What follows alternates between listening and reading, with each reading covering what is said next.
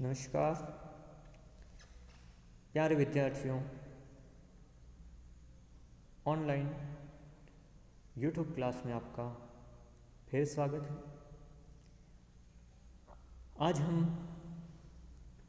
भारत के भूगोल के अंतर्गत अपवाह तंत्र का अध्ययन करेंगे। भारत में अपवाह तंत्र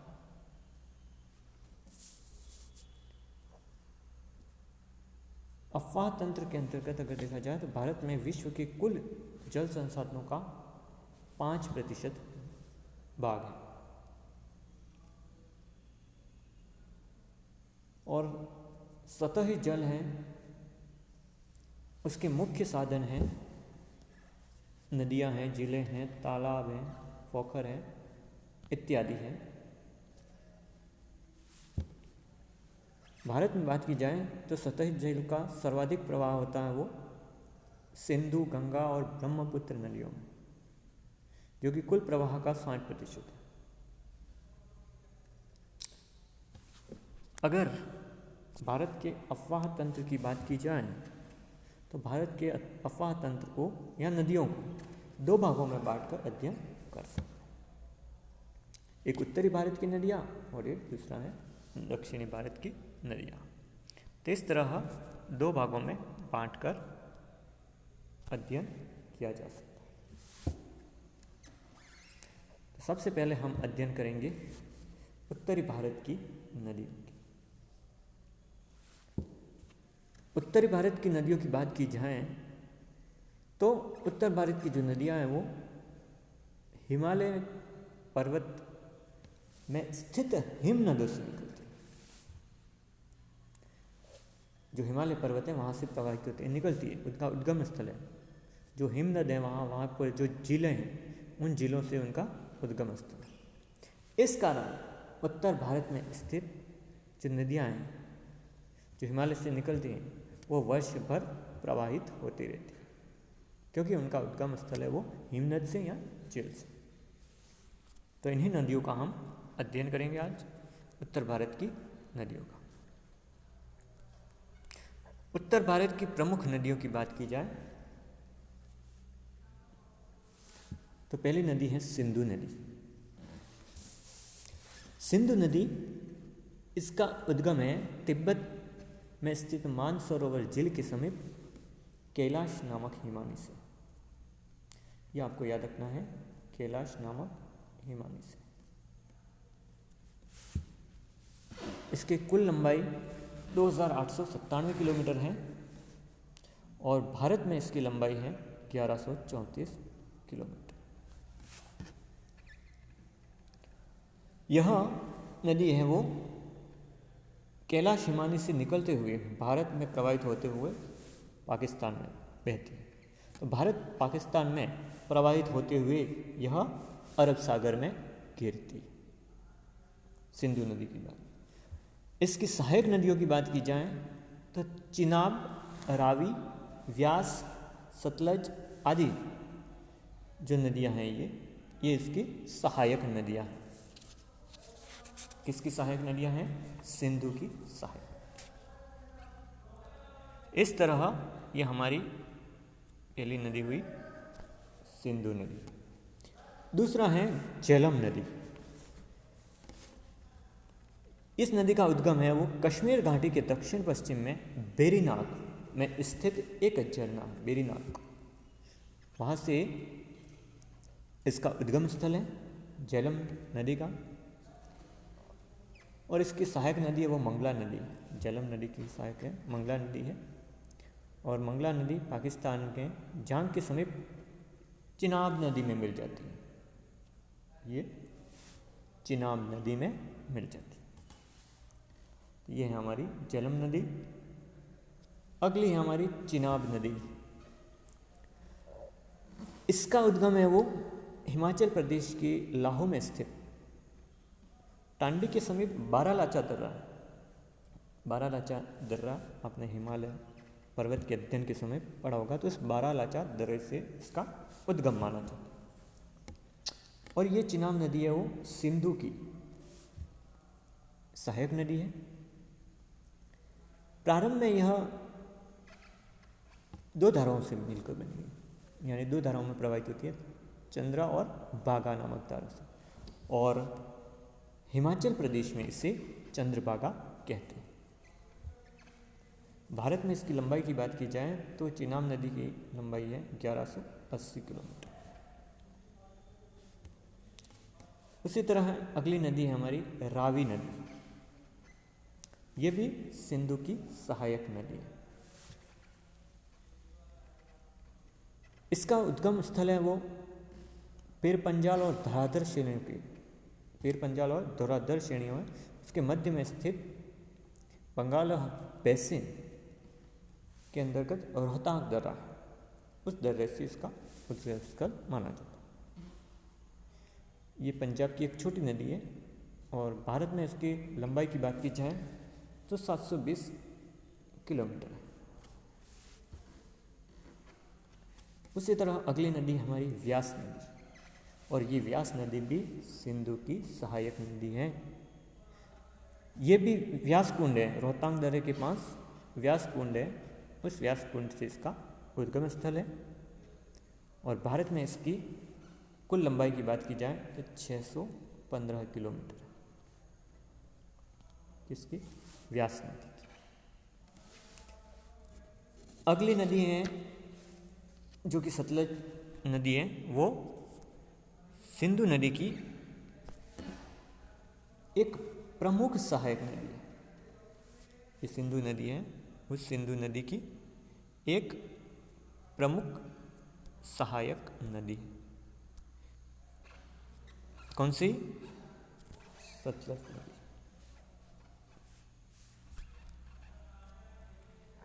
सतलज नदी के उद्गम की बात की जाए,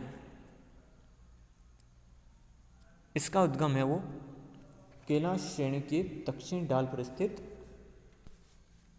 मानसरोवर झील है, उसके निकट राक्षस झील है, राक्षस ताल जिसको कहा जाता है, राक्षस झील, उस राक्षस झील से इसका उद्गम स्थल माना जाता है। मानसरोवर झील के निकट ही है, तो ये सिंधु की एक प्रमुख सहायक नदी है।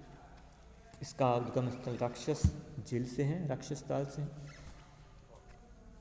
इसकी अगर भारत में लंबाई की बात की जाए तो 1050 किलोमीटर लंबाई है सतलज की। संस्कृत में से शतद्रु नदी भी कहते हैं।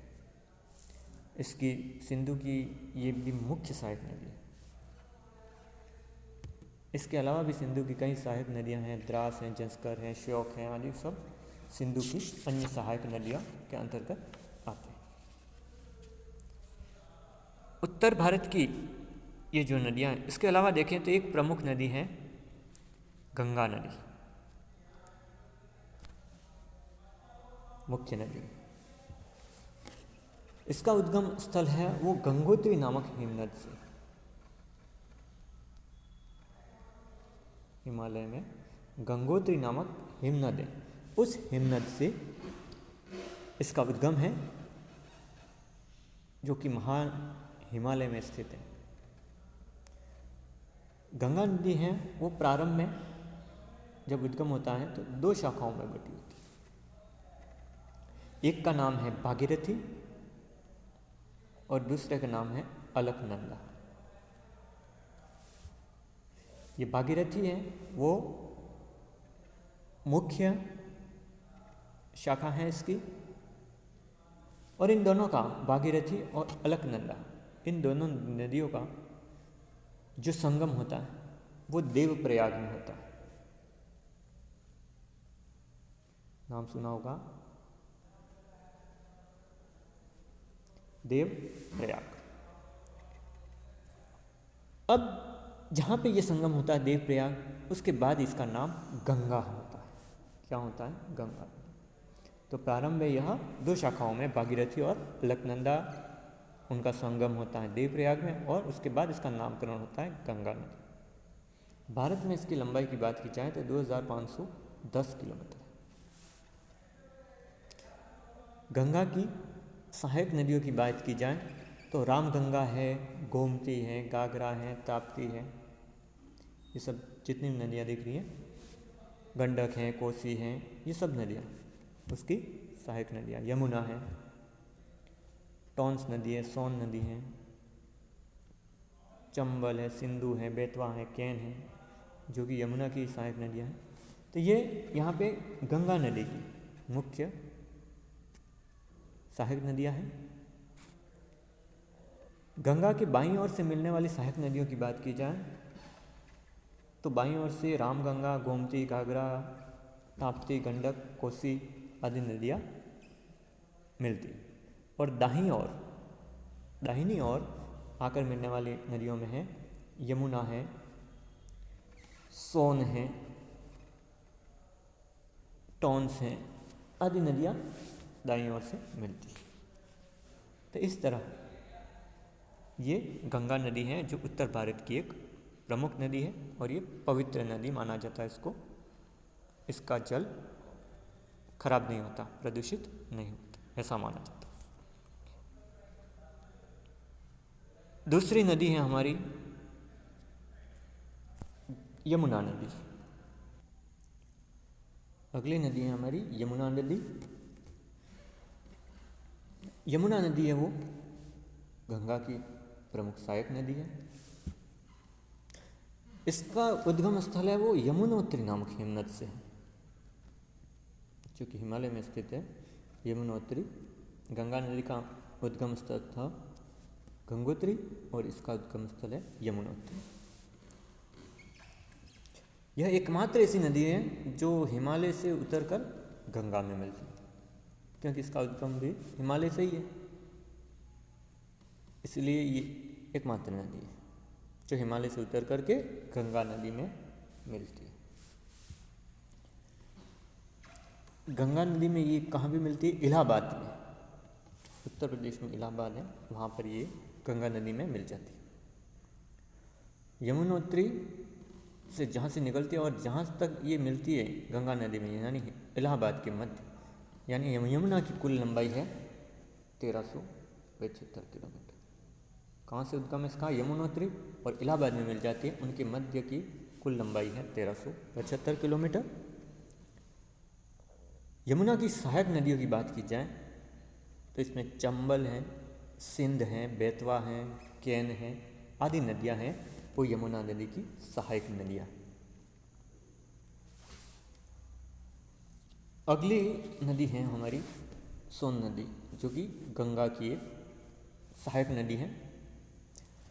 इसका उद्गम है अमरकंटक की पहाड़ी से माना जाता है। अब सोन नदी है, उस सोन नदी के मार्ग में अनेक जलप्रपात बने हुए हैं, यानी ये नदी जलप्रपात बनाती है। अमरकंटक से 780 किलोमीटर की दूरी तय करने के बाद ये पटना के समीप रामनगर में कहाँ पे मिलेगी? गंगा नदी में मिल जाती है। तो ये गंगा की एक सहायक नदी है। अगली नदी है रामगंगा नदी। यह भी किसकी सहायक नदी है? गंगा की एक सहायक नदी, जिसका उद्गम है वो नैनीताल में निम्न हिमालय से माना जाता है, और ये इलाहाबाद के समीप ये गंगा नदी में मिल जाती है। अगली नदी है शारदा नदी। यह भी उत्तर भारत की नदियाँ पड़ रहे हैं। इसका उद्गम स्थल है वो महान हिमालय से माना जाता है, और इसको प्रारंभ में अनेक नामों से जाने जाते हैं। इस नदी को काली नदी भी कहा जाता है, हिमालय में इसको काली नदी कहा जाता है। पीलीभीत और खेरी में शारदा नदी कहा जाता है, और ये अंत में घाघरा नदी में मिल जाती है। कहाँ पर? बहराइच घाट के निकट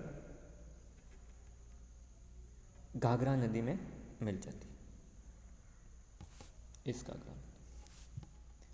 तो ये घाघरा की सहायक नदी है।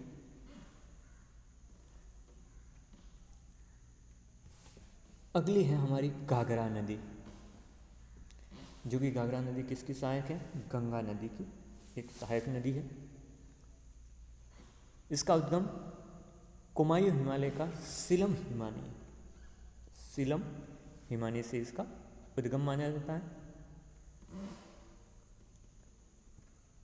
बिहार के छपरा में यह गंगा नदी में मिल जाती है। कौन सी नदी? घाघरा नदी। कहाँ पे मिलेगी? बिहार में। इस तरह ये हुई घाघरा नदी। अगली नदी है हमारी गंडक नदी। ये भी किसकी सहायक नदी है? गंगा की एक सहायक नदी। इसका उद्गम है वो नेपाल और चीन की सीमा पर 7,600 मीटर की ऊंचाई से माना जाता है गंडक नदी का।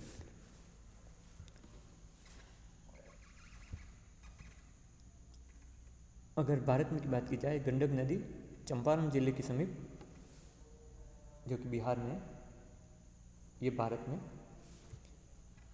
यानी प्रवेश करती है। गंडक की अगर सहायक नदियों की बात की जाए तो काली गंडक है, बूढ़ी गंडक है, त्रिशूली गंडक है, ये सब इसकी सहायक नदी है। इसकी लंबाई है 425 किलोमीटर है। ये सब उत्तर भारत की नदियाँ हैं। अगली उत्तर भारत की नदी है गोमती नदी। गोमती नदी, इसका उद्गम पीलीभीत जिले में 200 मीटर की ऊंचाई पर गोमत ताल से माना जाता है। गाजीपुर में यह गंगा नदी में मिल जाती है। इसकी सहायक नदियों में कल्याणी, रैत, कुंडला, बेडनाला, चुन्हा, मांडर, मंजुली, सई, पीली आदि हैं गोमती नदी की सहायक नदियाँ। अगली नदी है कोसी नदी। ये भी गंगा की एक सहायक नदी है। इसका उद्गम स्थल गोसाईनाथ के उत्तर में 6,770 मीटर की ऊंचाई से माना जाता है कोसी नदी का। इस नदी को प्रारंभ में अरुणा नदी कहा जाता है, यानी आरंभ जहाँ से इसका आरंभ होता है वहाँ उसको अरुणा नदी के नाम से जाना जाता है। और कोसी नदी है वो प्रारंभ में 7 धाराओं में प्रवाहित होती है। विभिन्न 7 धाराओं के मिल करके ये बनी हुई है। इसकी कुल लंबाई है 730 किलोमीटर कोसी नदी की। और एक प्रश्न आता है कि कोसी नदी में, क्योंकि अक्सर बाढ़ें आती है, इसलिए इसको कहा जाता है बिहार का शोक। किसका शोक? बिहार का। तो ये अक्सर प्रश्न आता है, बिहार का शोक किसे कहा जाता है? तो आपको याद रखना है, बिहार का शोक है वो किस नदी को कहा जाता है? कोसी नदी को। क्यों कहा जाता है? क्योंकि यहाँ भयंकर बाढ़ें आती है इस नदी की, इसलिए इसको कहा जाता है बिहार का शोक। अगली नदी है हमारी चंबल नदी। ये जो चंबल नदी है वो यमुना की मुख्य सहायक नदी है। इसका उद्गम मध्य प्रदेश की जनाबाव पहाड़ियाँ हैं, वहाँ से इसका उद्गम स्थल माना जाता है जनापाव। जनापाव की पहाड़ियाँ मध्य प्रदेश में, वहाँ से इसका उद्गम माना जाता है। इसकी कुल लंबाई 543 किलोमीटर है।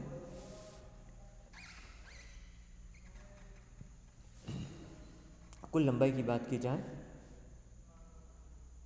चंबल नदी की,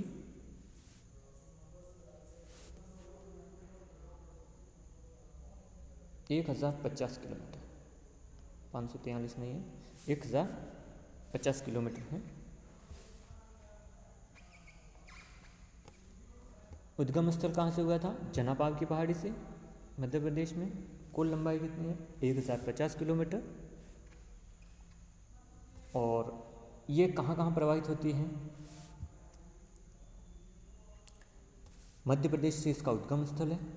राजस्थान में प्रवाहित होते हुए उत्तर प्रदेश में इटावा क्षेत्र में यह यमुना नदी में मिल जाती है। तो इस तरह ये चंबल नदी। अगली है दामोदर नदी। इसका उद्गम झारखंड के पलामू जिले में छोटा नागपुर के पठार से, और यह दामोदर नदी है वो हुगली नदी में मिल जाती है। किस नदी में? हुगली नदी में मिल जाती है अंत में। और इसकी सहायक नदियां हैं कोनार हैं, बराकर हैं, गरहिए, जुमनिया आदि इसकी सहायक नदी है। एक प्रश्न अक्सर आता है दामोदर नदी में, क्योंकि इसमें भी बाढ़ें आती हैं। इसको बंगाल का शोक कहा जाता है। बंगाल का शोक किसको कहा जाता है? दामोदर। तो ये भी प्रश्न कभी कभी आता है कि बंगाल का शोक किसे कहा जाता है? तो ये कहा जाता है दामोदर नदी। अगली है हमारी महत्वपूर्ण नदी ब्रह्मपुत्र नदी। ये जो ब्रह्मपुत्र नदी है इसका उद्गम है मानसरोवर झील से माना जाता है।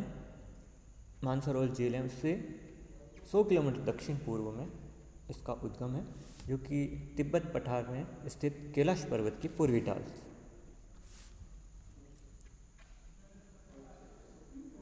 इसका प्रवाह क्षेत्र है वो तिब्बत से होता हुआ भारत, और भारत से होते हुए बांग्लादेश। तो तिब्बत, भारत और बांग्लादेश में इसका प्रवाह। किस नदी का?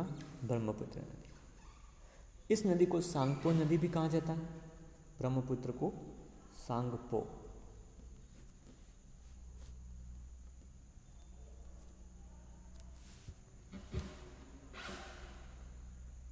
और भी कई नाम है इसका, दिहांग है, सियांग है। अगर ब्रह्मपुत्र की बात की जाए तो इसकी सहायक नदियों में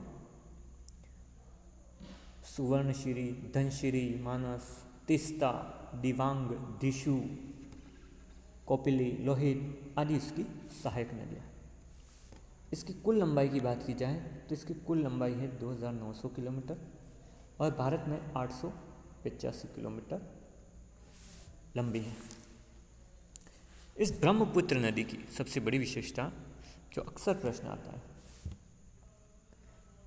ब्रह्मपुत्र नदी पर विश्व का सबसे बड़ा नदी द्वीप बना हुआ है। नदी द्वीप विश्व का सबसे बड़ा, जिसका नाम है मांजुली द्वीप। मांजुली द्वीप। तो ये विश्व का सबसे बड़ा नदी द्वीप है वो मांजुली नदी द्वीप है, और कहाँ पे बना हुआ है? ब्रह्मपुत्र नदी में है। तो इस तरह ये सभी उत्तर भारत की प्रमुख नदियाँ। अगली कड़ी में हम दक्षिण भारत की नदियों के बारे में अध्ययन करेंगे। तो आपको इन नदियों को याद रखना है, और बहुत सारे ऐसे चीज़ें हैं जिसको भी आपको याद रखना है। जैसे दामोदर नदी है वो बंगाल का शोक कहा जाता है, कोसी नदी को बिहार का शोक कहा जाता है। तो इस तरह ये भी याद रखें। थैंक यू, धन्यवाद।